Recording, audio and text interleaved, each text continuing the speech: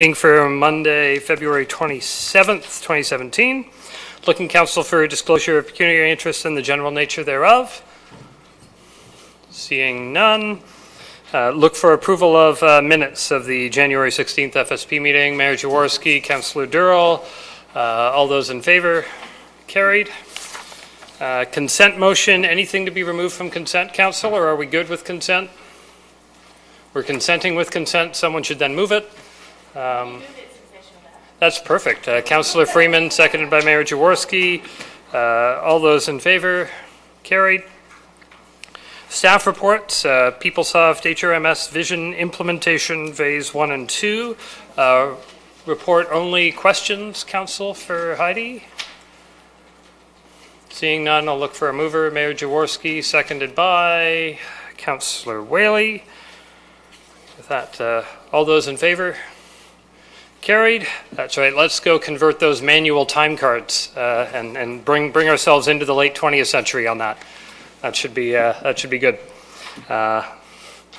Always love a good efficiency update. Next, we have the water, sanitary, and stormwater collection review. Paul, I understand you've got some introductory remarks to provide us. Yes, just briefly. What we're doing here is on the heels of, as you may be aware, that Cambridge had a consulting review of their water billing practices and had some recommendation. We've reviewed those recommendations and applied some of those best practices in this report, and are looking for council to approve those in principle, that we can bring them back in the form of an official policy at a later date.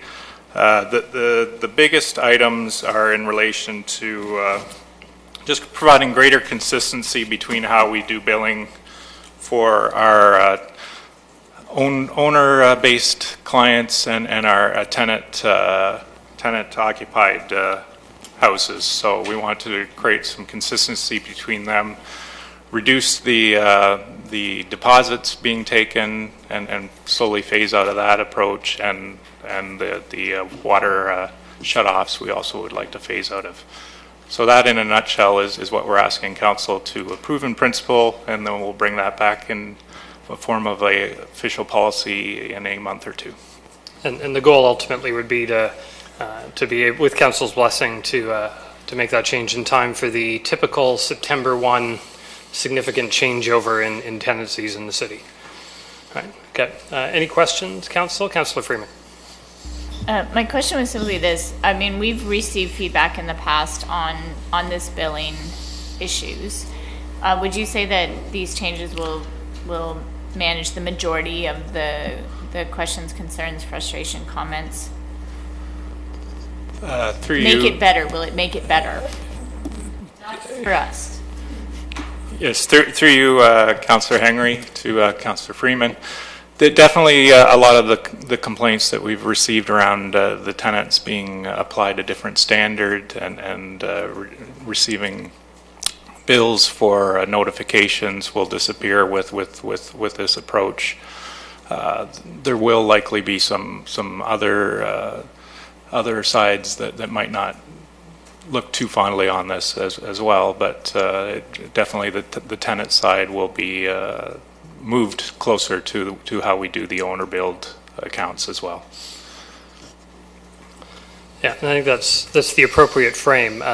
Certainly what I gather from the report and some conversations I've had with Mr. Hedinga and Keshwar has been not just that this is going to be more efficient and effective for City Hall, and it will be in terms of staff savings and allowing us to do some other things without spending more money, but that it will also be of significant benefit to tenants. And if there's one thing that we know generally, is that tenants tend to be lower income than owners, and it can be a challenge for many tenants we know to put up first and last month's rent when entering into a new tenancy. Asking for a deposit on top of that can prove a significant hardship for far too many people, and that by providing consistency and fairness, we can level the playing field for everybody in the city of Waterloo, and also get out of doing some of the landlord's work for them that at law is theirs to do. And so I appreciate all of those efforts, continual improvement, looking not just at it from a City Hall perspective, but also from a benefit to those in our community who need it most. So appreciate bringing this forward from staff. Keshwar, you had...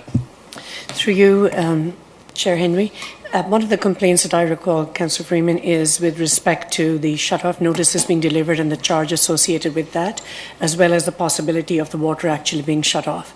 So with this change in policy, that will certainly be addressed because there will not be water shut-off. So to answer your question, those are the complaints that I do recall that we would certainly be addressing. And then as Councillor Henry mentioned, with no deposit now being kept, it will certainly benefit the tenants.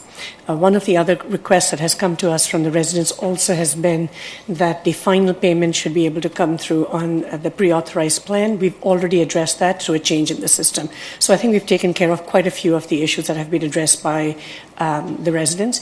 But as Paul mentioned, this is a new process for the City of Waterloo. We are following in the footsteps in terms of what BMA Consulting had recommended to Cambridge. So it is new, so there could be some other issues that may bring some response from the residents. But to answer your question, we have addressed what I recall as concerns raised by the residents. Any other questions or comments, Council? I'll look for a mover then. Mayor Jaworski, seconded by Councillor Burke. And again, this is approval in principle. We'll see the policy back later. All those in favor? Carried. Next, Paul, stay at the mic. We have preliminary 2017 property value reassessment impact. I understand we've got some very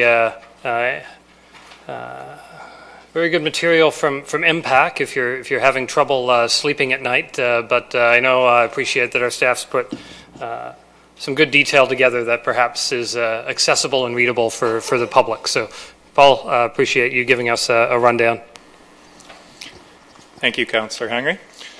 As many citizens are aware, the MPAC goes through a process every 4 years and assesses the value of all the properties across Ontario. The current valuation is determined as of January 1st, 2016, and is phased in over a 4-year period from 17 to 2020. Decreases are booked in the first year of that 4-year cycle.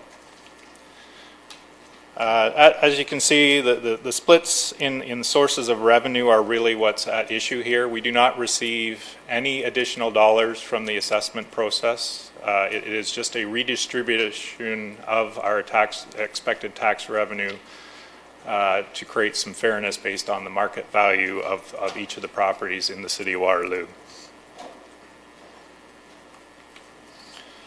The most important number of this process for us and our citizens is our average increase for our overall assessment base went up 3.84% from 16 to 17.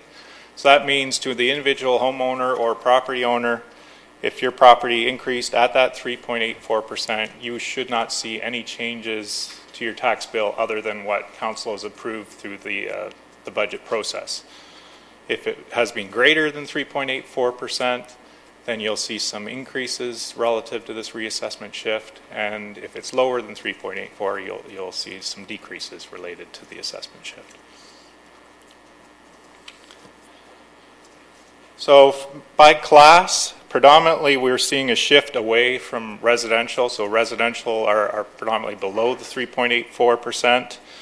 We're seeing the farm, commercial, and industrial all above the 3.84, and pipeline is a small class that is also seeing some benefit.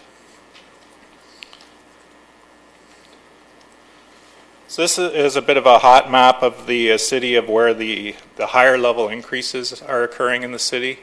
And as you can expect, it's most of the activity that's at 4% increase or better is along the King Street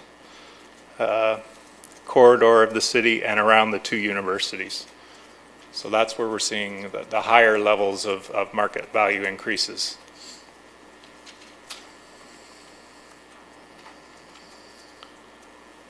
So this slide just goes on to further explain the 3.84. Predominantly, most of our residential homeowners are in the lower than 3.84, which means they will be experiencing reductions relative to the reassessment shift, and about 13% are increased over that 3.84, so they'll be seeing some increases. So as MPAC does the assessment, we've included MPAC's contact information. If residents or are contacting council or are seeing this presentation and have a question about their assessment, they should be calling either the MPAC contact center line or through their website at aboutmyproperty.ca. And I also have John Hebden from MPAC is in the audience right behind me if you have any specific questions of MPAC. Thank you very much, Paul. Questions, Council? Councillor Freeman? Can I trouble you to go back to, I don't know, what was it, your second or third slide? The one that says that, this one, sorry, one back. Yeah, this, a reassessment program does not result in any additional tax revenue to the municipality. I just don't understand that. Overall, the net effect is zero. Individually to homeowners, there might be some that are increasing, some that are decreasing, but the size of the pie is the same, pre-assessment and post. But it says the total assessment for us is 3.84%. So isn't that an increase?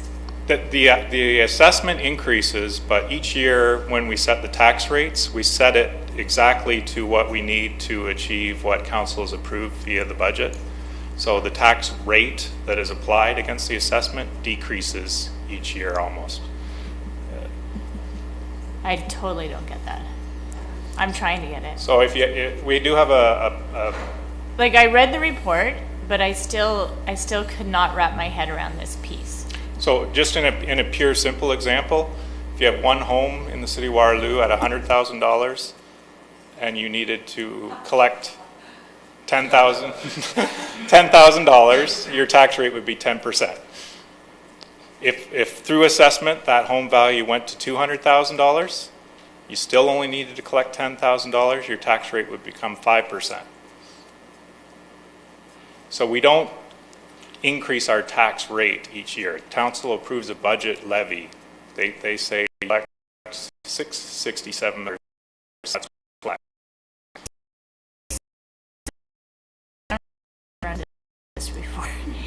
So for the individuals who stopped, the rate increase was 2%, and my tax assessment went up by 3%. The city's actually getting way more money out of me than they ever budgeted for. The answer is no, we're not.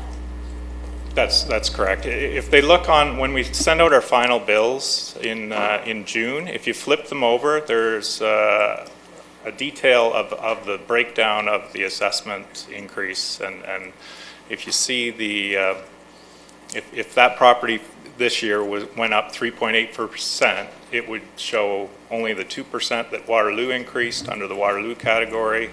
The region, I think, went up 3.1% for the cities, and the education share, and then it would be zero for reassessment. Paul, can you go forward 2 slides?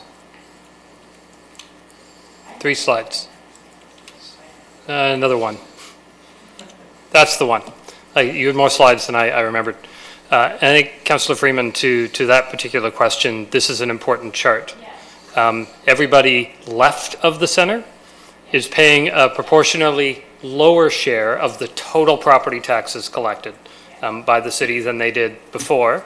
On the far right, they're paying a proportionally higher share, probably very slight in both cases, but proportionally higher share, and you can see where people fall. So if you get someone telling you that on the street, they're one of the 13%. There's 87% that are on the other camp. And I think that was actually a helpful chart for me to see, to understand. So as we may get emails about this or people talking about this, I think this is important context for us to keep in mind and see how the big picture is sorting out for most folks, but also the story about that we don't get a single penny more from reassessment. It's simply a reapportionment of the share of the total property taxes that we levy. And I saw some other hands from staff that wanted to jump in, and then I'll go to Mayor Jaworski. Keshwar? Chair Henry, through you to Councillor Freeman, I would also mention in our report, we did mention on page 45, there's a video that we've put up on our website. I think we put it up about a couple of years ago because this is a very common issue that comes up. So we put a video that explains it very in simple terms, that the numerator is going to be the levy or the budget that council has approved. The denominator, which is the value of the houses, that can keep changing. So the amount per household may change, but the numerator, which represents the tax or the budget that council has approved, that's all the money that we're going to raise. We could raise it over an assessment base of 10 million, 20 million, it doesn't matter. The numerator is all that we're going to raise. So if you would look at the video, we would appreciate any feedback on that, but it's a very common issue and concept that comes up, so we've put it on our website and our report even refers to it. Paul, that was good. Mayor Jaworski? Yeah, one other thing that I think Paul and Philippa and I had worked on is what's sort of the tax neutral value. And you know, when we do our budgets here and at the region, we're always investing for quality of life and trying to make this a better place. And I think in the last, what would work out for this year, I think it works out to an average tax increase of about $31 per month, and 29 to 31. And it's through that we're building the quality of life for each of our homeowners. And what works out to be the tax neutral number, that 3.84%, is about $10,000, I think, where an average house price can go up by $10,000 and still be relatively at the same levy. And and that's for the investment of the city of $30 per month, and at the regional level $50 per month. So all in all, about $1,000 per year maybe, and you have actually $10,000 of capital increase in your home during that time period. And I'm not sure if I have those numbers exactly right, Paul, but Through you, Chair Henry, that's pretty close, and that's only for the 1 year increase. So that's about a 3%, a $300,000 home. Yeah. So you see good value being built into people's nest egg, thanks to the quality of life that our whole community is creating here, and thanks to the property taxes that our citizens pay. Yeah, and if folks are looking for the video, waterloo.ca/budget, hit FAQ, and it's at the bottom of that page. Councillor Durrell? Thank you. Through you, Chair Henry. I guess when I was reading about Ward 7, it said this increase was the highest experienced by any one ward and significantly above the average weighted assessment. A single-family detached home increase of 2.9. It wasn't until I actually saw this chart that it really came into focus. More than double the homes in Ward 7 will see a greater increase. And I guess as a community or as a city, it's MPAC that's deciding that these homes are worth significantly more. Through you, Chair Henry, MPAC is determining the market value. So the market really is determining the value of the home. MPAC is defining the procedures to apply that mechanism, but the market is really driving the results that MPAC is actually achieving. And the assessment date was January 1st, 2016 on these, and I know there's been an even larger run-up in some places since that point. In Waterloo, but that won't get captured until, subject to the province not changing any of the rules, it won't get captured for another 4 years. Yeah. Thanks. By the way, excellent report. Yeah, more detail than we've ever seen before on this kind of stuff, including the ward breakdowns. I found those particularly interesting to go through and look at, as well as the dissemination area breakdown across the city, to just sort of get that clear picture of what's going where. I think that largely would match residents' experience of looking at the housing market as it should, in terms of where values are going across the city. Okay, so that was just for information. It was good information. Thank you very much. If there's nothing else, Council, then I'll move on to Park Strategy Project Initiation. There are recommendations before us. I take it staff are here to answer any questions that Council may have on this very exciting and important project for citizens looking to enjoy open spaces in our community for the next very long time. Questions, Council? Seeing none, I'll look for a mover. Mayor Jaworski, seconded by Councillor Freeman. Any comments or questions, Council? Councillor Durrell. I knew there'd be one if I asked. I know. So my only comment is that I appreciate that we put together what the 5 components of this strategy will be. And I'm happy to see that we're measuring success. I think that that's really important. I think the price tag is a little bit high. I struggle with $300,000 on something that's not, it's a plan to make it better, but it's not actually going to impact tomorrow the citizens of Waterloo. So I guess my only comment would be, let's try to make sure that whatever we're asking these consultants to do, that perhaps we can get a great deal on this. And I think that 300 is too high, but at the same time, I think that it's an important, I do believe that's an important plan to move forward. I know that the top line on consultant is fairly, at 250 is fairly similar to where the Northdale Land Use and Community Improvement Plan was budgeted for, and that came in lower than that by a not insubstantial amount. We'll see. Hopefully we get some really competitive bids out of the industry on this and some really innovative proposals and work that comes out. I'll say one thing that jumped out to me in this in this strategy, beyond the more obvious sense of getting a direction for where our parks should go and that portion of the neighborhood strategy, how we enliven that in our parks and really budget for that and think about that long term, was the asset management aspect of this. Council will recall when our last asset management update came through, we were at the average or better than average in all of the categories for information we had on asset performance and measuring and initiating those. But at the average for our parks infrastructure meant, just like most municipalities, we don't really have a whole lot on understanding what a high-performing park looks like, when we have to put investment into it and maintain it. And one of the objectives that we had with some of the money council released over the next couple of years for staff to manage this process in an ongoing way was to get a handle on what that should look like for parks.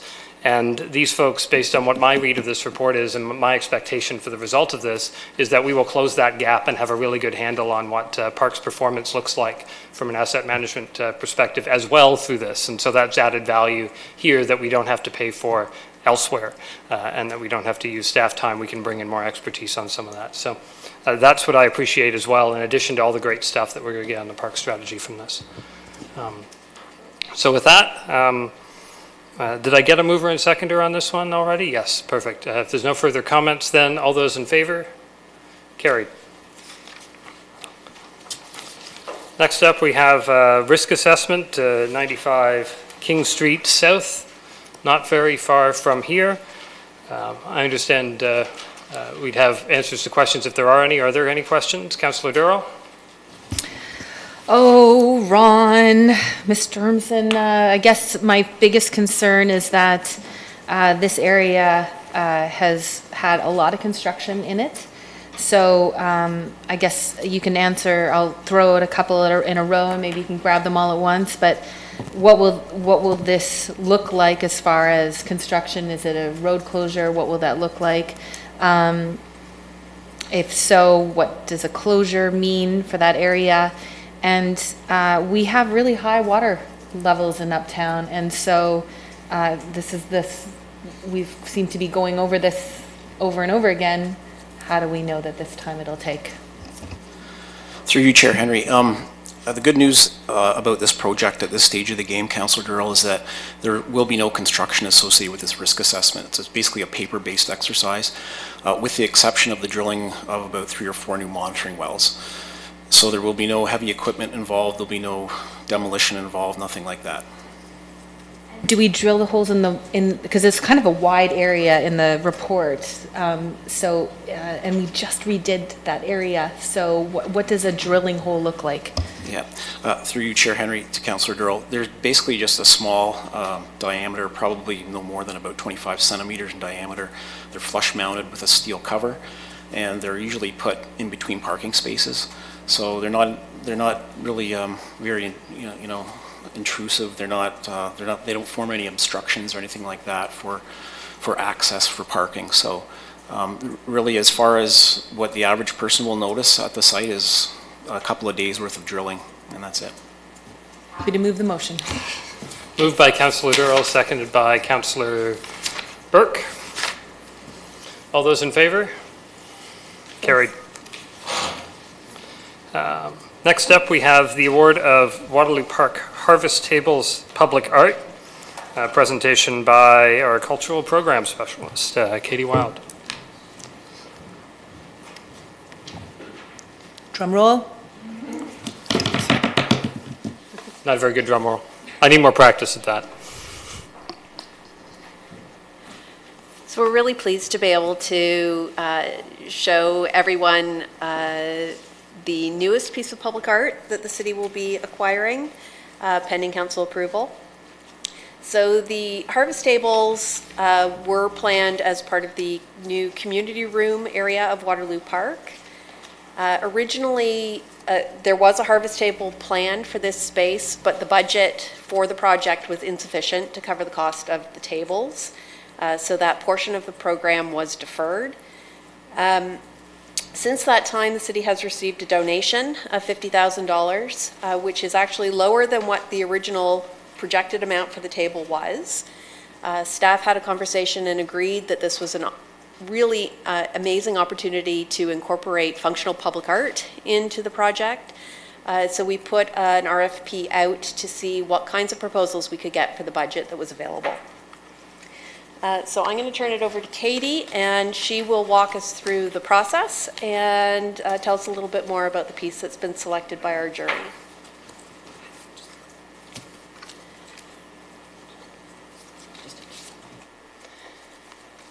Okay, so we have a couple of site context images here. We're looking at the frontage along Father David Bauer. The zoom out, you can see where there's sort of a pink rectangle top and bottom where the two tables will go. We've also provided these aerial views with a little drawing of where the tables will go. Given the long and rich history of Waterloo Park, we wanted to ensure that the community had an opportunity to share their stories and experiences to help shape the call.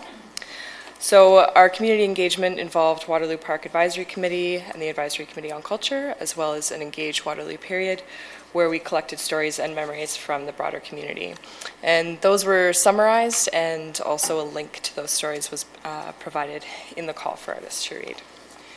To select the art, as Estelle mentioned, we issued a two-stage RFP led by purchasing, which involved pre-qualification with the Public Art Committee and staff reviewing initial proposals and forming a shortlist.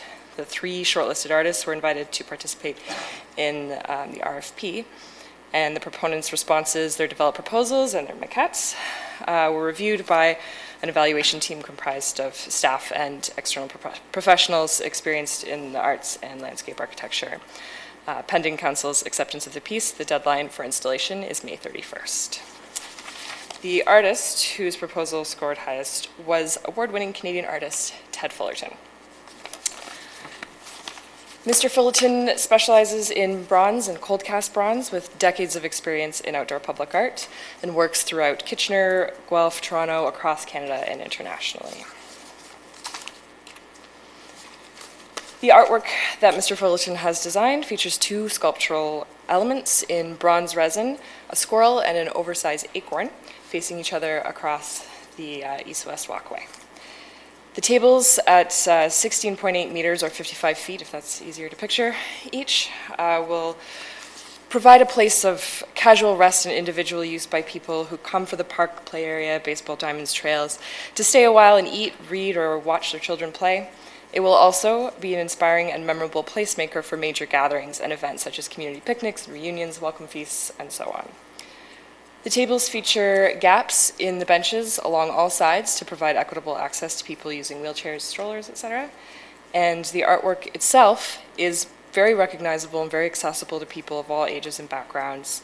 Overall, we think it's just a really fun, awesome piece of functional public art. We're really excited to see it become an asset to Waterloo Park and the city's public art collection.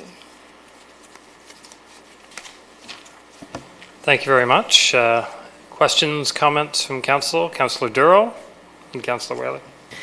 So this was made possible by a local business. Can we say what business it is? Because I think it's really important that our local businesses help make our community amazing. Yeah, so it was GHD. Formerly Conestoga Formerly Rovers. Conestoga Yeah. Rovers, that's right. Who made this happen. And so I think that it's important that we acknowledge them because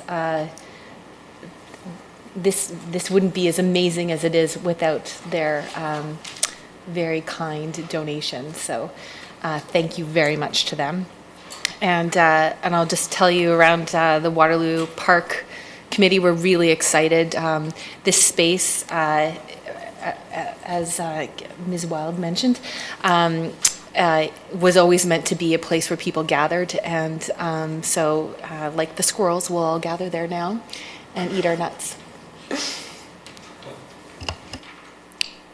Yeah, certainly the 19th century history of the park involved a heck of a lot of picnicking as the original origin story that we got. So the addition of the harvest tables is useful. Councillor Whaley. Wonderful to see more public art in Waterloo. My favorite remains the bell in the town square. One that is controversial because of its finish, it seems. That a lot of people don't like the finish. I look at these tables and notice that they are powder-coated steel tables, and I wonder if they might have the similar look and feel as the bell with respect to a dull, some people might use the word rusted appearance. Through you, Chair Henry. I wouldn't use the word rusted. The coating for these tables will not be, it's not anything like Corten steel. The powder coating is a warm bronze finish as part of tying into the idea and feel of a harvest table, and to tie into times of Thanksgiving and gathering and warmth. So the finish will be smooth, and it won't be like raw metal at all, in fact. And there'll be a resin coat on top to protect it from scrapes and jackknives? The powder coating is a resin. Thank you. I'll look for a mover, Councillor Durrell, and a seconder, Councillor Whaley. Any other comment on this? Good work. Looking forward to seeing the installation later this year. You're certainly right that it's highly relatable, I think, to people of all ages as they feast at this table. I imagine Councillor Whaley's bringing the grandkids when this is installed. All those in favor then? Carried. Next we have Central Promenade funding request for trail enhancements. I think primarily the Heritage Trail and some of the pavilion area. Presentation from Annalee. Yes. When you're ready. Good afternoon, Chair Henry, Mayor Jaworski, and members of council. As you know, we've been developing plans to improve the Central Promenade, also known as the Laurel Trans-Canada Trail, through Waterloo Park between Herb and Caroline intersection and Seacrum Drive for the last year or so. The functional design was completed in 2016, and we are in the midst of detailed design, preparing for construction on the trail improvements to start this summer once the LRT construction is finished in the area.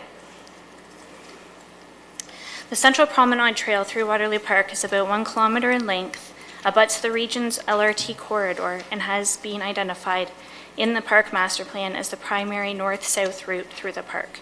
This trail is a well-used, convenient pedestrian and cyclist connection between Uptown Waterloo and the city's 2 universities, with close to 400,000 trips recorded in 2015.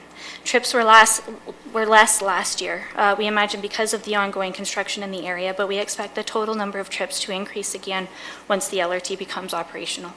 So elements of the design will include a widened trail segment that will require minor adjustments to the EB Farmstead pens, and will also include installation of a twin pedestrian bridge over Laurel Creek and Silver Lake, east of the existing bridge. The trail surface will be upgraded to a hard surface for the trail length. New lights for pedestrian safety will be added, and for at least a portion, there will be a dedicated cycling and multi-use lanes. We are also working with our arts and culture staff to incorporate multiple activity nodes with servicing along the trail length that may be programmed for community scale events. The project team has been seeking opportunities to incorporate placemaking elements, so in other words, features that along the trail that will give identity to this place, and that will respond to the local context, and that will attract visitors to the trail from near and far. One element that could be incorporated is the use of light along the trail. This may be done in a number of different ways. One option being to enhance the area along the trail with the glowing stones pattern, similar to this example from the Netherlands that opened in 2014. During daylight, the concrete surface looks no different than typical concrete. By nightfall, the glowing stones trail example is set in darkness and has a pattern inspired by Van Gogh's Starry Night painting.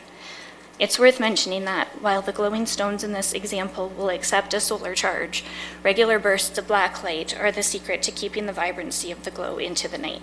It's understood that tourists flock to this trail when dark falls to experience a cycle along the glowing stones path. The funding request is based on a high-level cost estimate to enhance either a 3-meter wide, 400-meter length trail or a maximum area of 1,200 square meters for the same glowing stones product as the Starry Night example from the Netherlands, recognizing that if funding is approved, an open request for proposal for delivery of goods will be advertised in accordance with the city's purchasing bylaw.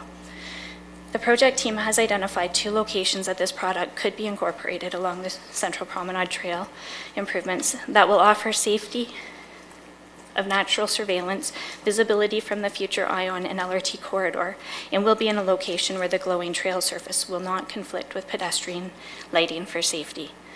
One option is to install the glowing stone surface along the segment of the History Walk, which runs along the south side of the Silver Lake, north of the Perimeter Institute.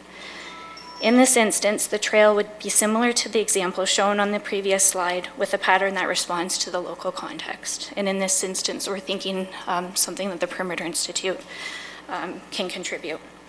Another option is to use the product within a plaza space located just off the main path, south of the pedestrian bridge crossing Laurel Creek and Silver Lake, with ability to direct nearby trail lighting away from the area for safety.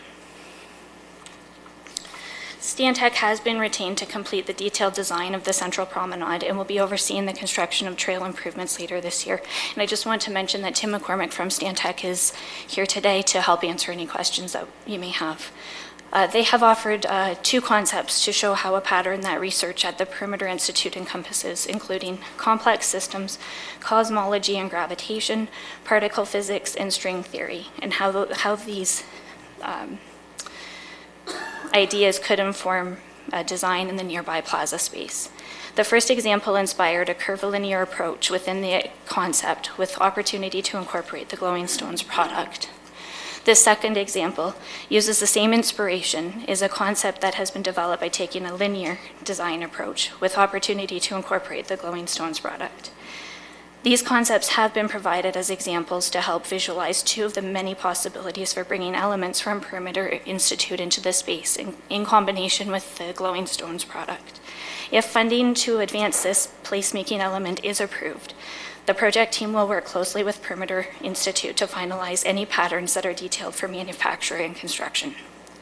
Should Council approve this funding request to advance installation of a glowing stones trail enhancement in the initial phase of the Central Promenade construction later this year, it could be the first example of a glowing stones installation in a public location in North America. So thank you. Thank you very much for the presentation. Looking for questions or thoughts from Council. Councillor Whaley, then Mayor Jaworski. So it's a very ambitious idea that you have here. The entire walkway is so important to us. It's important to get it right. And the bold step of having a glowing trail is something that captures my imagination. I'm sure it'll capture the community's imagination. But I do have a couple questions on it. You might not be able to answer it. I didn't find these answers in the report. But because it's the first one in North America, we don't know how these things are going to hold up to snow. I know the one in the Netherlands is in southern Holland, and they get no snow there. So the whole question about, is there a guarantee with this? Is there a warranty with this? What happens about snow clearing? All these things are going to be worrisome for us because this is for us taking a really big risk to do something that's expensive. and we want to have some kind of assurance that, you know, we go to the effort and we have something that we're going to be proud of, but also that's not going to embarrass us. So it's kind of tricky to get that balance right. We have the opportunity to do something that really sets us apart, differentiates us from any other city in North America. That's cool. But all these things around, you know, it being a hardy product that's gonna have, you know, all these questions about snow and, you know, damage from salt and how they're going to be powered and what the operational costs are. I didn't see it in the report. And before, you know, I hope that we're only approving this in principle, because there's a lot to work out before I could say, even though in my heart I want to say I want to make this happen, I think there's a lot that we need to work out before we move from approval in principle to approving it all out. Wouldn't you agree?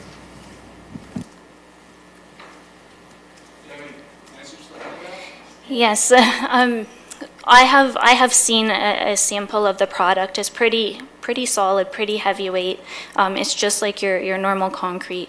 And the aggregate that glows is actually just like your aggregate that you see in concrete around here. Now the salt issue, we will have to investigate further. I didn't want to give a lot of detail around the maintenance requirements because it's not guaranteed that we would this particular product. If we knew we had funding, we would have to go out for a request for proposal, and we would have an open bid process then. So am I understand then that we're asking for approval in principle for this? For the funding? So we're asking for approval of the entire promenade, but in this particular.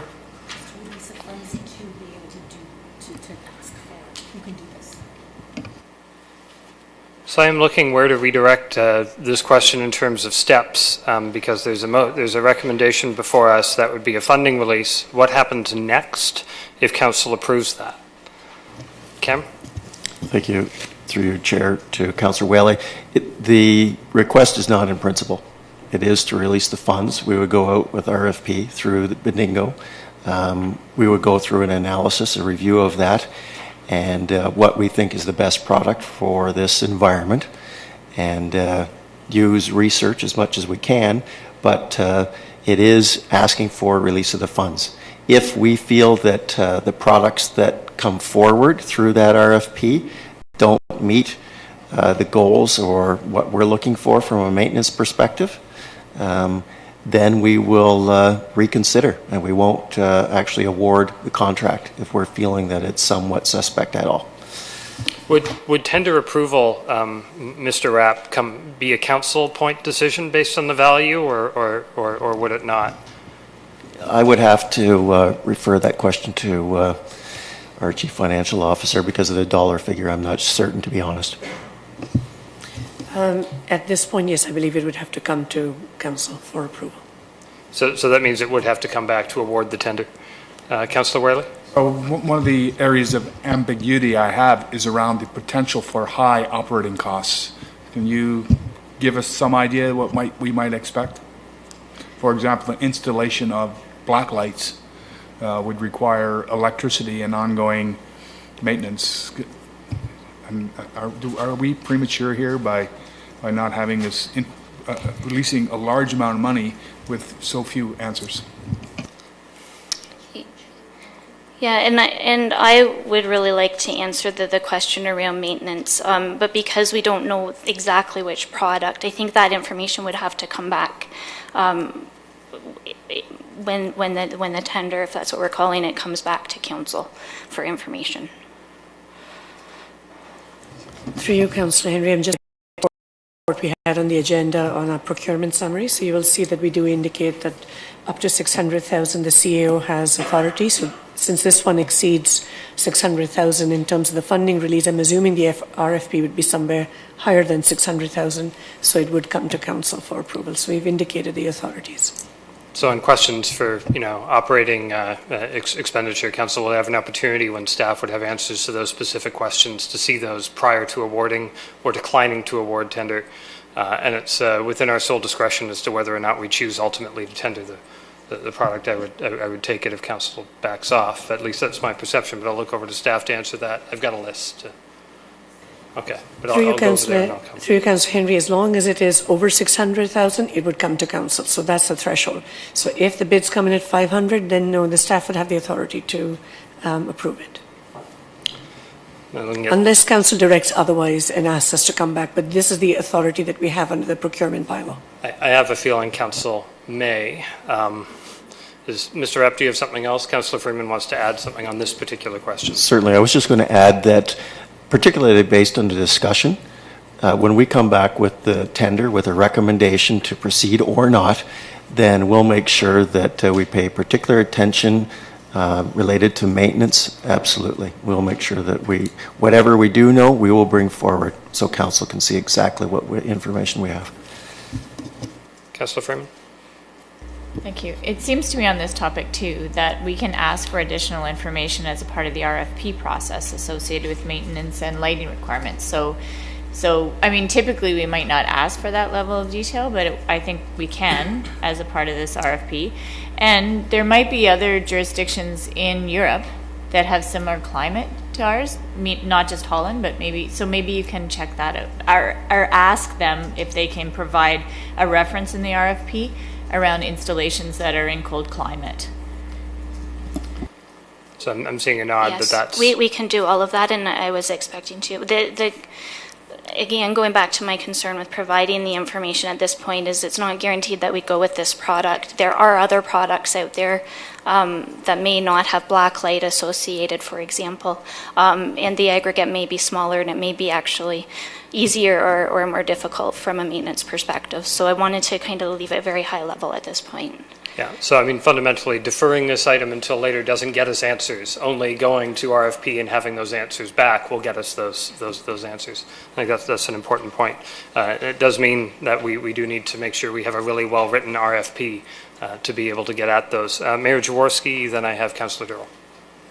Yeah, I think this is an excellent opportunity, and it's it's unfortunate that we didn't receive Canada 150 funding for it, but that also does mean that we're no longer in a rush in terms of completing this within like 15 months. So we have time to figure everything out and to get it done. I'll ask Mr. Ormson to listen in on this. One of the options there is either to do the pathway, which would go past Perimeter Institute, which would then go past obviously Silver Lake. So I'm just wondering, with respect to Silver Lake remediation, which is on the agenda in the upcoming years, if this trail was redone, can we ensure? Are we sure now that there will be no impact, or can we think through that over the coming months to ensure that there would be no impact if doing Silver Lake remediation?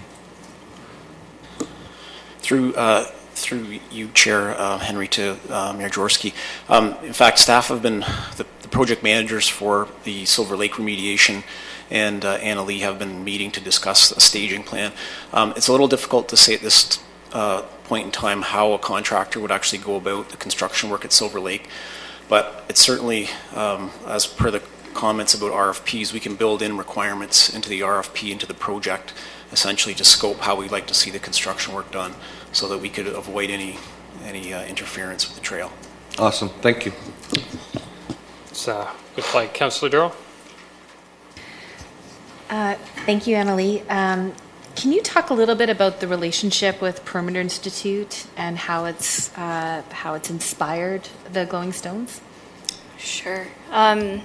Well, first of all, both of these locations that we're looking at for the Glowing Stone product really is in Perimeter Institute's front yard or backyard, depending how you look at it. We have met with them once recently, and they are enthusiastic about participating in this opportunity if we do get the funding. Just in terms of what the pattern could look like, we would kind of work with them very closely to figure out what would reflect what's going on inside of the building, that the general public could really relate to, in the realm of the general public, where they visit and play often. They don't often get to go into the Perimeter Institute, so I think it's a great opportunity to showcase what Perimeter Institute, the work that they do, and to maybe even educate at the same time. So at this point, patterns haven't been set. We gave you a couple of examples, but it's entirely open at this point. What would something like this do for the promenade as far as tourism, economic development, along those lines, in your opinion? I think it will be a huge attraction. Both of these locations will be visible from the Ion once it is operational. So I think that's really kind of key piece. It'll pull people off who wouldn't otherwise know, come and explore through the night, and hopefully even bring them into Waterloo Park further to explore, but also into Uptown Waterloo. I was fortunate enough to be in the meeting with one of the one that we're looking at on the screen right now. They came from Holland, and whether we use them or not, we'll be the first city in North America to have this. And we did push them pretty hard on winter. Would you like to share with the rest of council how confident they were in winter plowing, etc.? Well, I mean, they are very confident. We haven't seen the specs at this point to a detail where we've asked for them to meet certain requirements, but certainly if they were to submit a proposal, we would be doing that. Happy to move this motion when you're ready. I think we'll get it on the floor at this point. Councillor Durrell, seconded by Jaworski. Look for further comments, questions. Councillor Whaley. I'm going to be supporting this motion with some trepidation, and here's why. As I promise you that there's going to be a lot of water.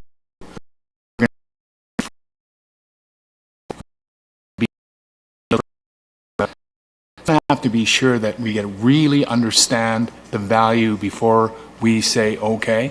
I'm glad to hear that it's going to come back to council before we pull the trigger on this, because I don't think we have any idea of what the operational costs are going to be like.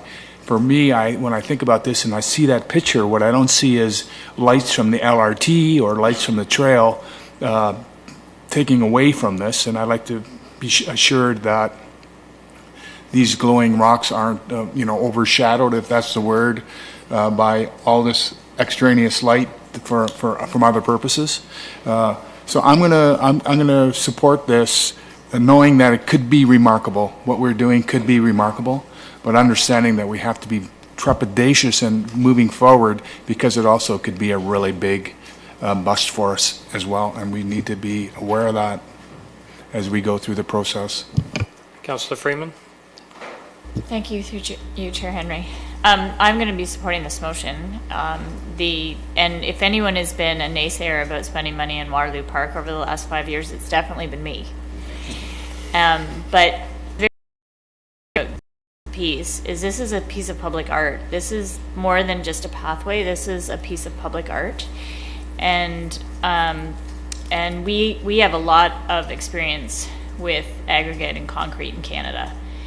We've been changing concrete in Canada for the last 50 years, and we've also changed aggregate and asphalt to find that it actually, I actually think an aggregate like this is going to hold up much better than some stone, because the problems in concrete tend to be the minerals that are present within some of the stones. So I'm not worried about the aggregate, and I think the only thing we have to think about is location and whether or not we have the impact for water heaving, and whether one location might be better than the other just because of the proximity to the lake. So there might be some other elements around this piece and the best location and how we maintain it, and some of the things that we know in Waterloo Park influences our ability to maintain, like the subsurface.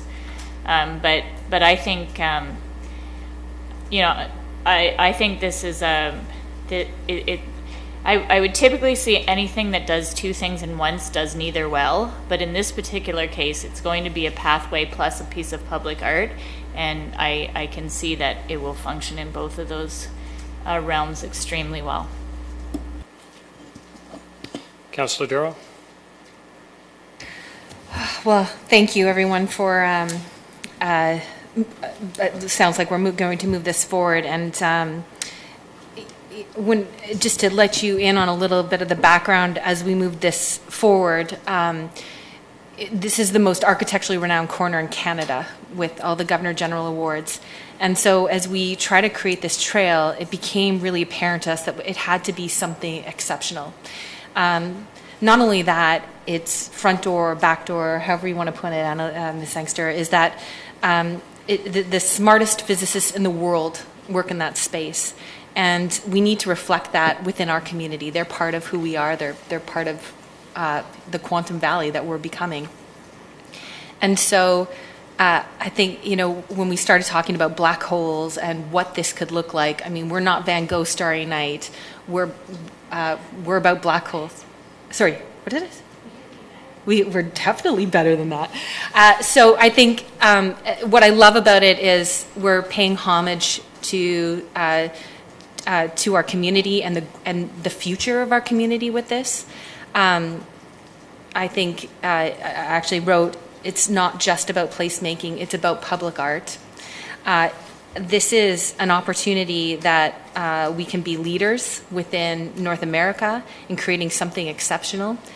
And one of the things that we don't do well in Waterloo, I think, is create these tourism attractions, right? We've got one of the greatest universities in the world in UW, and we have hundreds of, thousands of people that come into our community every year.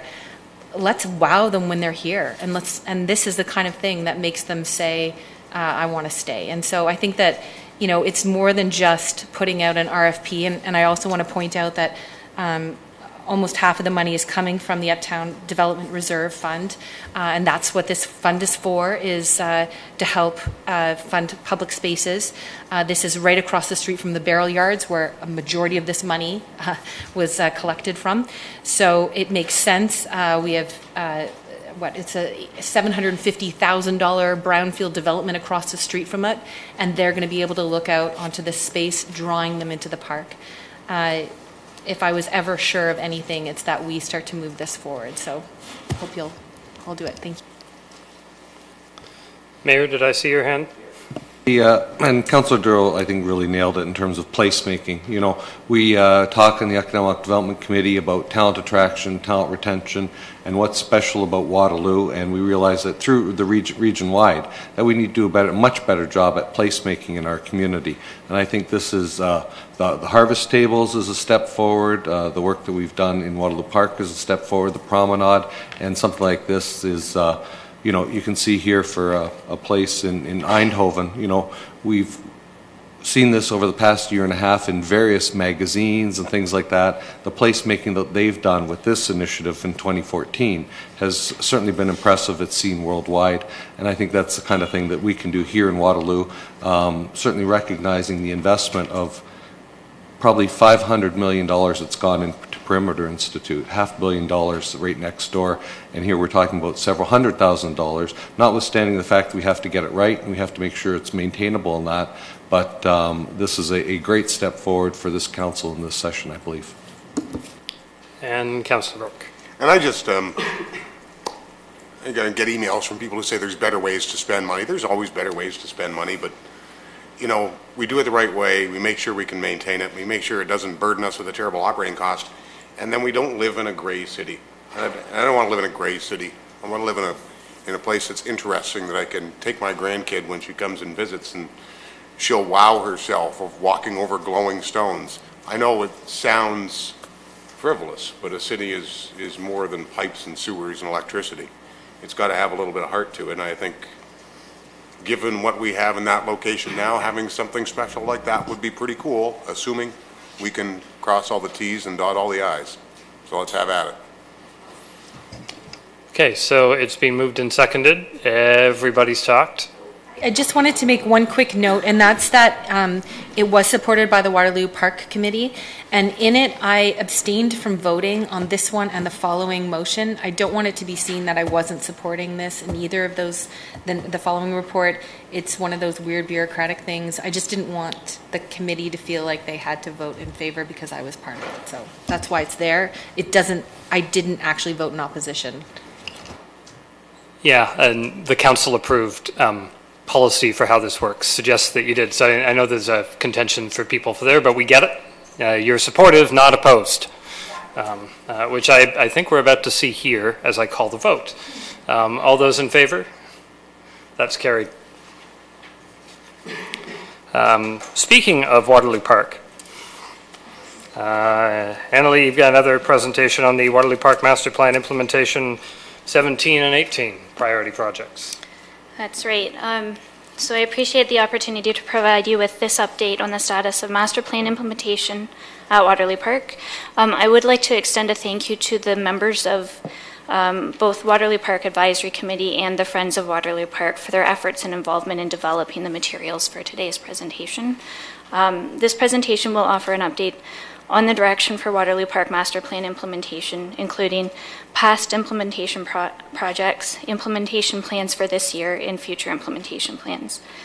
This presentation will also advise of a recommended revision to some affected figures contained in the Park Master Plan. So around 2011, the skate park along Father David Bauer Drive was constructed. And in 2014, the first phase of the festival frontage along Father David Bauer Drive was installed, giving way to more unprogrammed activity areas for park visitors on the west side of Waterloo Park, including the children's sand, water, and natural play feature, a widened sidewalk and on-street parking along Father David Bauer Drive, passive areas including a future picnic area, and an upgrade to the electrical service to potentially serve future phases in the festival area. The initial phase of construction occurred after completion of the 2012 design brief for the festival area.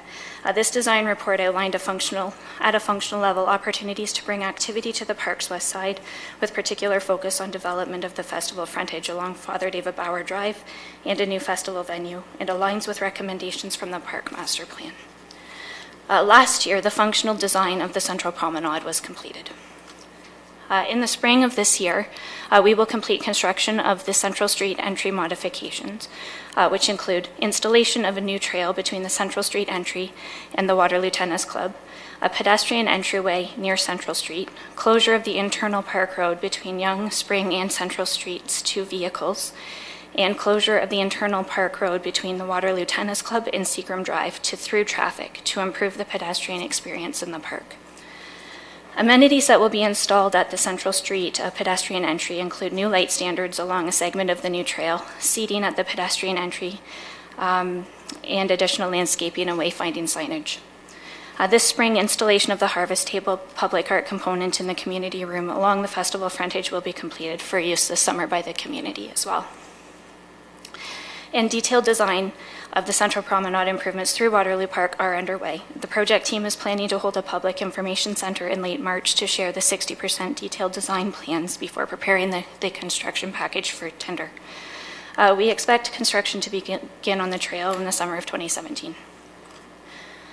Over the last year, staff have worked with the Waterloo Park Advisory Committee to develop the project priorities for implementation based on project funding identified in the capital budget.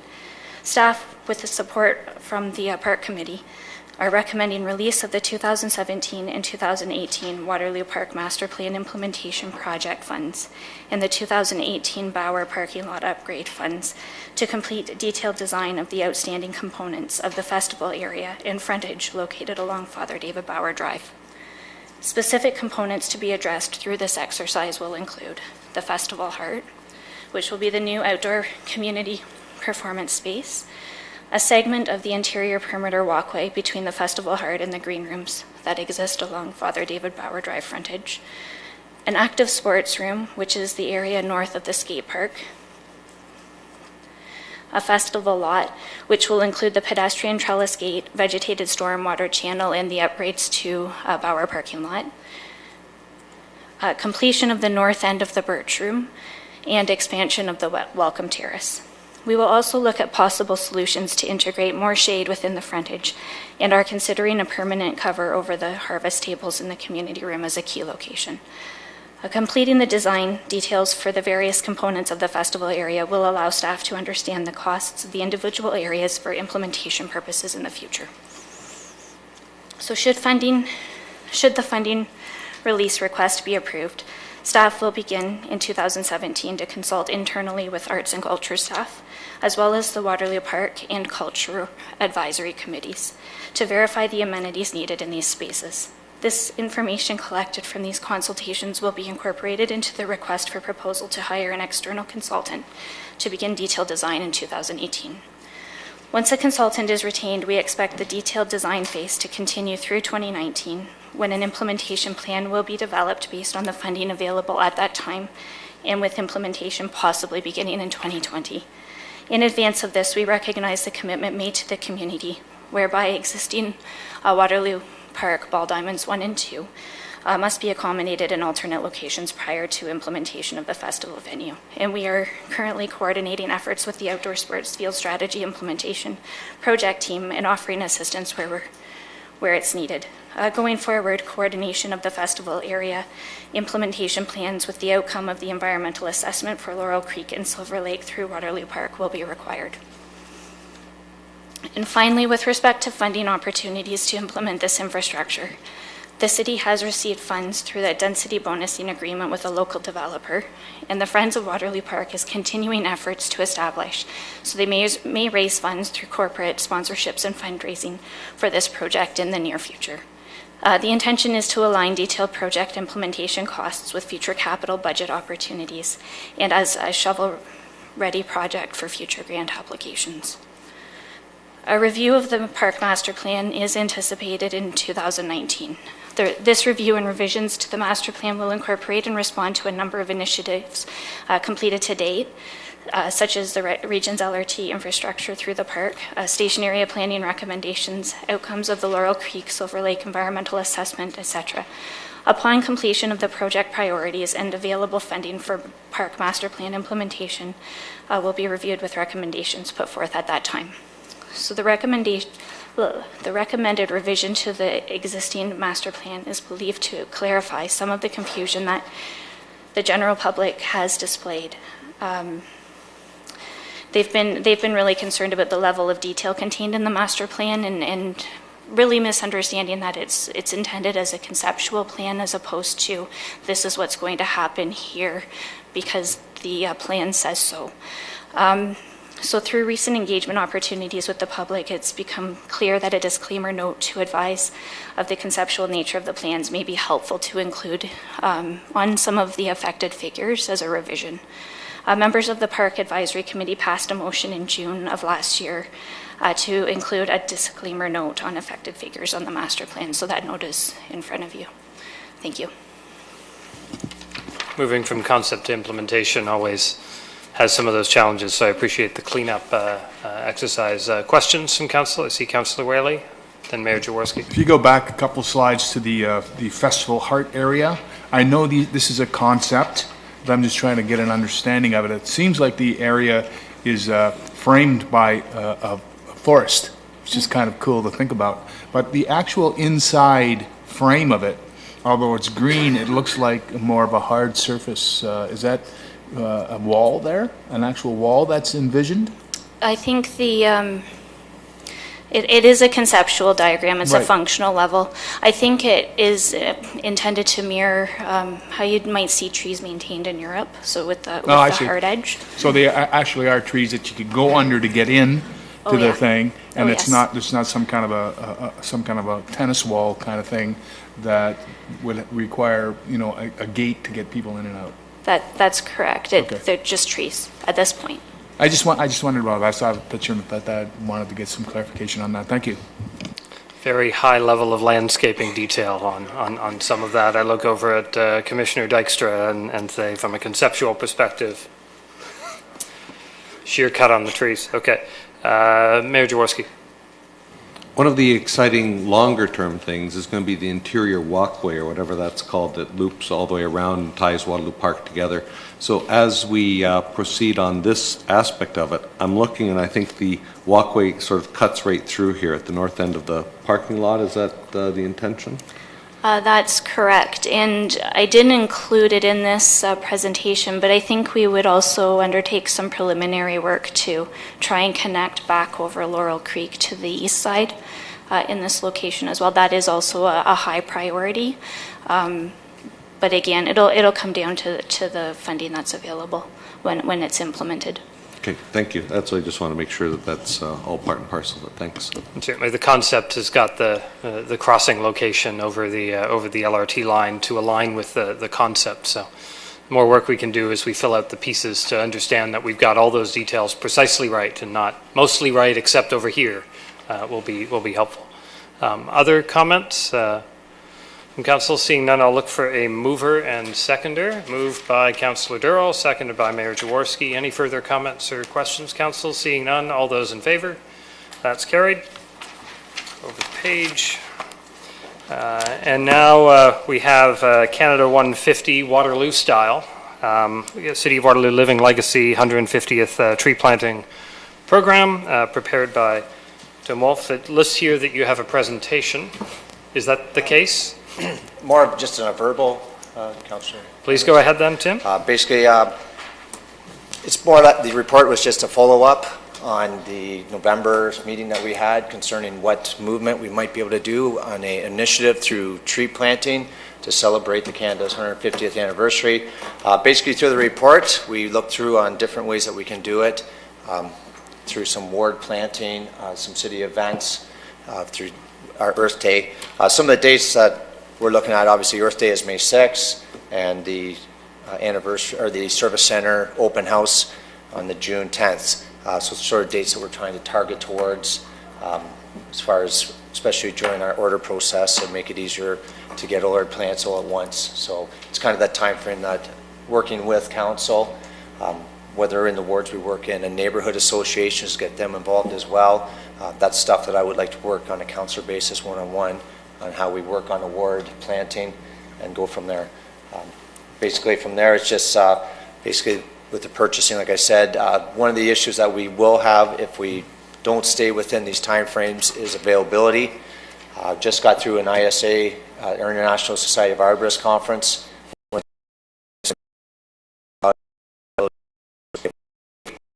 You're not going to go. It's one of those things that, if approved, I'll probably be ordering tomorrow. Get them while they're hot. Councillor Durrell, then Councillor Wedley. Thank you. I've been so excited about this. I guess the one thing that I wanted to just get clarity on is it said various types of maple trees. It said sugar and native red maples. Why are we going with, I thought one of the things that we want to do is have this be a one tree that we all shared. Is there a big difference between them? I was Googling them yesterday and I didn't see much of a difference between the two, but you're the forestry guy. The major difference between the two is, sorry, through the chair, the sugar maple is definitely a lot larger tree than what a native red maple would be. We're totally open to just going with the one tree. It was just more of a suggestion point as to different availabilities of maples out there. And what kind of impact would planting 2017 trees have in our community in 1 year? Initially, it's obviously going to take time for a tree to grow. The impact of 2,000 trees over a 5-10 year is massive. Canopy growth. I know everybody thinks a tree takes a long time to grow, but within a 5-7 years, there's a substantial amount of growth we can attain, which is also another way of impacting our canopy. I love that you've included in some communications. So I guess there'll be more coming in the future, but if people want to follow this, how can they get involved? And through Chair Henry, that's one part that once we get through, once approved, if approved, we will work with communications to get on websites. Through Twitter's a great way of getting people involved as well. So we'll work quite diligent with communications and getting the word out immediately. And I just wanted to, I'd love to move this with a comment later, but I would like to thank staff for being so agile and quick on getting this done. I know that this idea came forward 2-3 months ago, and you turned this around, and I think it's something that we'll all be really proud of, so thank you. I'm not particularly surprised that forestry was pro-tree when that's a the good request thing. came forward. And speaking of pro-tree, Councillor Whaley. Well, this is a very exciting opportunity, Tim. What I would like to make sure is that the tree are given out with information as well. A lot of people don't understand that putting a maple tree in the middle of the yard, these maple trees can become very big, so that we're making sure that they're put in the right place. So I think we owe it to people that they're going to get a tree. That's very exciting, but we also owe it to the tree to have a chance for success by being positioned in a way that it has an opportunity to prosper. Do you have any ideas on how we're going to get that message out? Through Chair Councillor Henry, Councillor Whaley, what we were proposing to do is similar to our own tree program, is with each tree that we give out, there will be not a door hanger, but there'll be documentation. It's two different ones that we have to approach on this. One is proper planting of the tree and the aftercare, and the other big point that we want to make sure is proper watering. So in working with and getting a bunch of these published, get as much information as we can to make it seamless, that it's just an easy planting and the watering process isn't a difficult understanding for the resident that's getting the tree. Any other questions or comments, Council? I will look for Councillor Durrell to move yet another motion this afternoon, seconded by Councillor Whaley. It's a good day for Councillor Durrell. Yes. That was yours last council meeting, right? Eastbridge.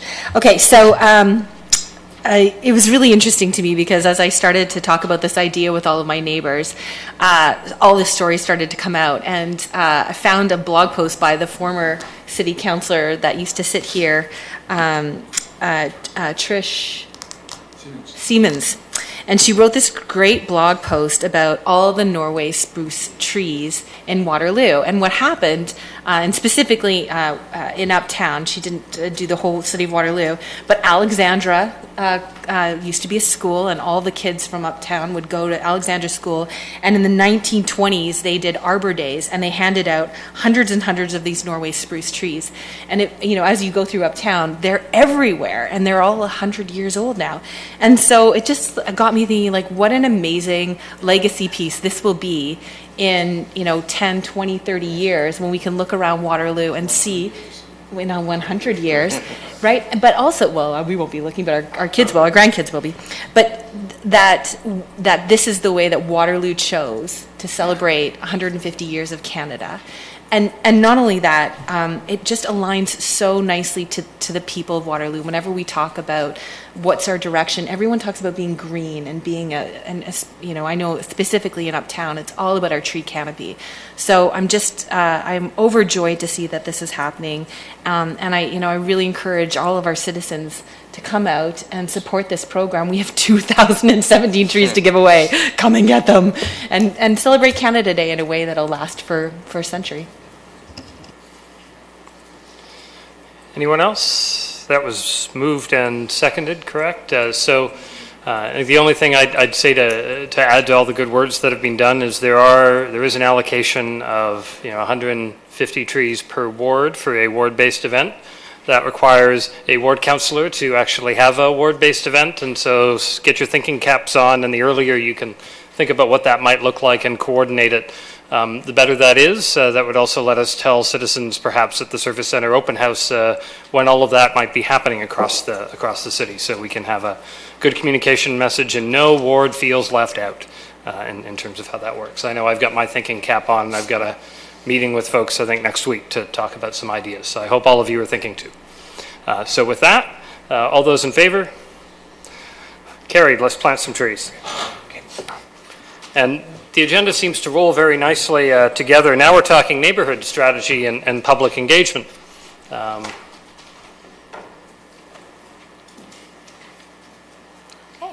Well, thank you very much for having me. Before I get started, little closer to the mic. Sorry. Before I get started, I just want to introduce Julie Legg. She's going to be our neighborhood coordinator, filling in for Christy Smith. So you'll hear a lot about her, I'm sure. Good stuff. She's awesome. So today I'm here to just share with you the information we've received from the community so far while we're working on the neighborhood strategy. We've heard a lot of really positive feedback about Waterloo and how great Waterloo is to live in. I just want to, before I get started, remind you about the purpose of the strategy. It's really to clarify how the city can support our community members in creating strong and connected neighborhoods. And it has a lot of focus on helping neighbors meet neighbors and helping neighbors build that community together. So we're looking at social connections between neighbors, neighborliness, where neighbors are friendly and considerate, looking at removing barriers so that everyone can feel like they can participate in neighborhood events and activities, creating environments where everyone feels welcome, and also looking at placemaking. So looking at ways to improve our existing spaces to make them more accessible and inviting. So we just completed phase 1 and heard from over 370 community members. That includes hearing from people at focus groups and discussions with the general public, online surveys, hearing from our resident panel and steering committee and staff teams, as well as hearing from council at the workshop January 9th. So all this feedback was put together, and you'll see that a lot that was discussed at the workshop January 9th is actually also reflected in the voices of community members we heard from. Just to get started, I want to remind everyone that neighborhoods are very unique. Each one is unique. Every neighbor within those neighborhoods is very unique. And so when I'm talking about strengths in a community, not all those strengths are felt by everyone across the city. At the same time, when I'm talking about challenges, not all those challenges are experienced by everyone across the city. And that uniqueness is shaping the aspirations that people are bringing forward, and also the opportunities that have been identified for how to build stronger community. So, to start off with strengths, I would say everyone we spoke to really had a lot of positive stuff to say about Waterloo. They've really enjoyed living here. Just some of the key things that people enjoy about Waterloo is the diversity. The diversity in culture, in languages, in ages, in interests. Some other things people love. They love how engaged the neighbors are. Neighbors are very friendly here. Residents also really value their properties and take pride in maintaining their properties. And many people said that while doing yard work, they got to meet their neighbors. And that's just been a great opportunity for them to get to know the people around them.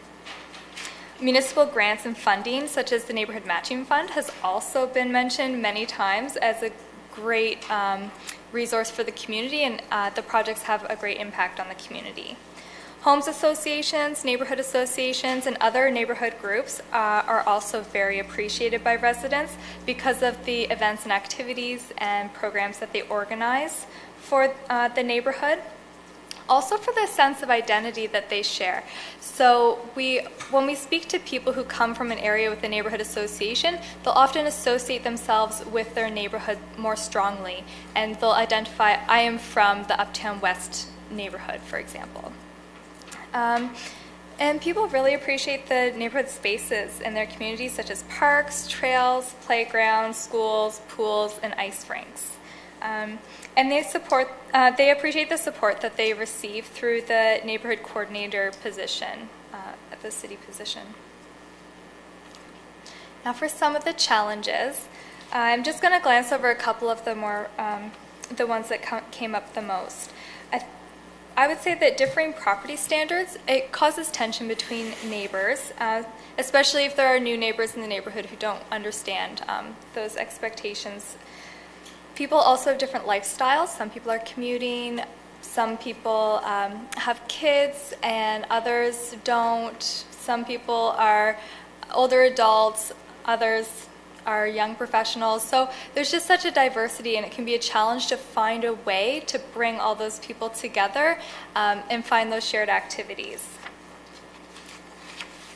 Another thing we heard a lot was that volunteers are very appreciated. They dedicate their time and their skills to organizing neighborhood events and activities. But as volunteers come and go, that leadership capacity also shifts, and that does present a challenge for groups.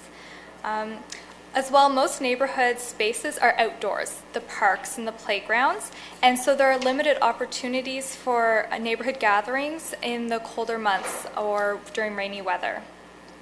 Also, students don't always invest in neighborhoods the same way that permanent residents would, and so it can be a challenge to find a way to bring those students and the permanent residents together to build a relationship together. Another thing would be insurance requirements can sometimes feel very daunting to groups. So there are lots of trends, which I'm sure you're all very aware of. These trends really shape how people interact together as well as what they're looking for in their neighborhood. So there's the aging population, different lifestyles, as I mentioned, with commuting or working from home, lots of diversity. Housing options are also changing. So at the council meeting, we spoke about how it's different connecting with your community in a high-rise as opposed to connecting with community in a neighborhood of single detached homes. So it just looks a bit different. Technology is also changing how we interact, and traffic and transportation trends are shifting as well. We see some people mentioning how they feel that traffic is really increasing in their areas, and that's a concern. But then we also hear from people who are really appreciating our expanding trails network. So there's lots of different ways that people are getting around the city. Okay, so this is the part I'm really excited about, the aspirations and opportunities. We've heard so many amazing ideas from the community about how they would like to see their neighborhoods be strengthened. And art was one of them, where art can be used to foster more identity and culture within a neighborhood. Having volunteers who are just really engaged in the community is also an aspiration.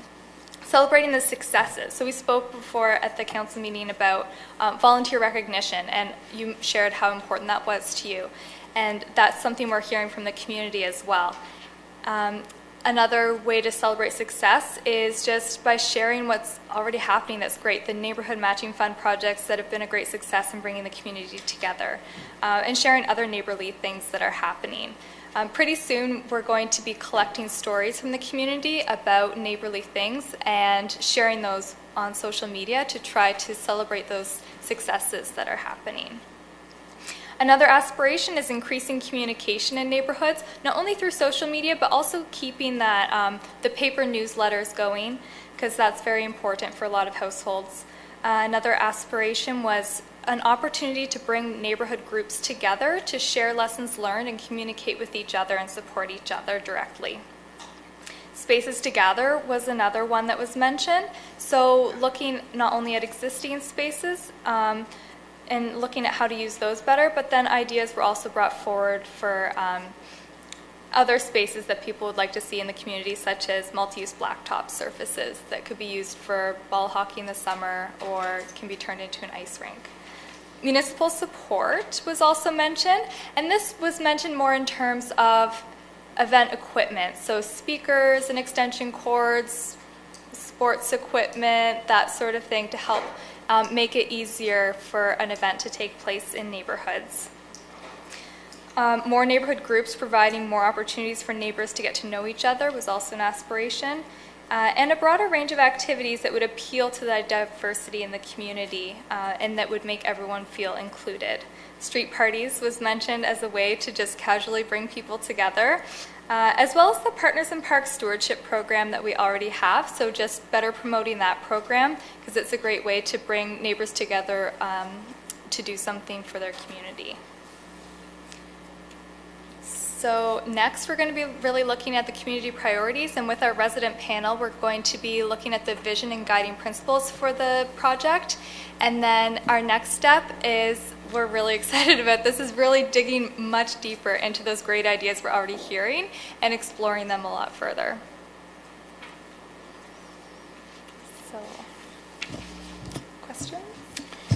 Thank you very much for the very detailed summary and the work so far. I know I feel a little heartened as a councillor as we provided our own feedback at a workshop not that long ago, and the broad feedback you've collected from the public does have some relatively close alignment. So it always makes me feel like I'm doing a reasonable job as a councillor, as I hope all of us do, when we actually do seem to have a clear pulse on what the community is thinking on these measures. So I found that heartening, that there's broad alignment between what we're hearing from the community and what we were hearing from council last month. Any questions, council? Mayor Jaworski.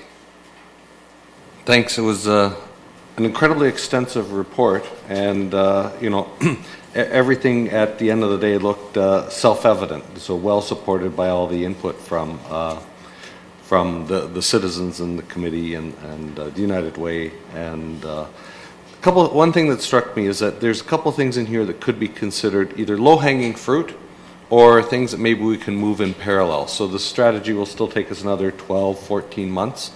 And a couple things that strike me, and I'll ask the Commissioner to listen in, is, you know, fees. So on page 146, fees is something that we address every year, or we bring them back to council every summer to address our fees.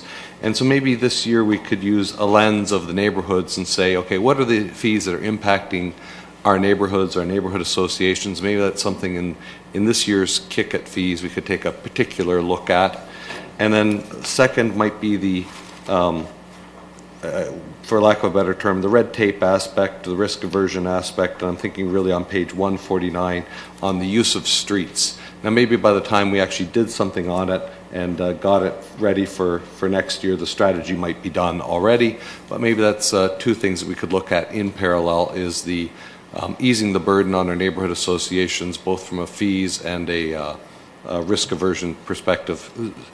The one that sticks out to me is the use of streets for street parties, and somehow maybe even making that easier, or parks easier to use as an interim measure or something like that. I'll let Councillor Durrell add on, and then I'll turn somewhere. Well, so. Grand Porch Party's coming up in June, so if you want to pilot something, you can pilot it then.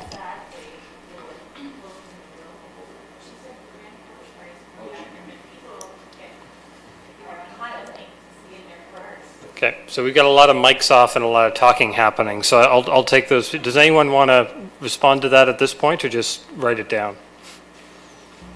Writing? Good. Commissioner Dykes. Yes, through the chair to council. Yes, points that the team has identified and we can take further look at. So we have had some initial discussion on those, so we'll take that at this time and see what we can come back with. Yeah, and I think one of the things that this is useful as we have multiple municipalities in the jurisdiction. There's a bit of co-opetition that goes on. We've seen, you know, Kitchener undertake a process. Ours started a bit later, and so we'll get there. But it was a multi-phase, multi-year. How can you find some early, easy, quick wins, and then put the items that require a lot more detailed consideration, particularly with budget impact and organization and planning, a little bit later in some of those. So if there is some clear low-hanging fruit that won't have too much impact as we go through, that's useful to take a look at in parallel with phase two. Always nice to roll out some early wins immediately after adopting a strategy, rather than saying, a year and a half, we'll start doing some of this stuff. So glad to hear staff taking that under advisement. Any other questions or thoughts, council? Yeah, I think that's been echoed. Very thorough, detailed, great report. And if citizens want to see what each other are saying, this is a good piece of information for them to take a look at. So no motion here, so thank you very much, Janet, for the presentation. There's no notices of motion, communications, correspondence, regional information, unfinished business. Any new business, council? Any questions, council? Any motions to adjourn, council? Moved by Councillor Freeman, seconded by Councillor Durrell. All those in favor? Carried. And everybody stay where you are. Mayor Jaworski's got to chair a meeting for 3 seconds.